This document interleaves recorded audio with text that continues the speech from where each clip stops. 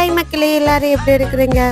இன்னைக்கு என் ஹஸ்பண்ட் தான் குக்கிங் பண்ணாங்க. கொத்து பரோட்டா எப்படி பண்ணாங்கன்னு பார்க்கலாம் வாங்க. ஃபர்ஸ்ட் ஒரு பாத்திரத்தில் ஆயில் எடுத்துக்கிட்டாங்க.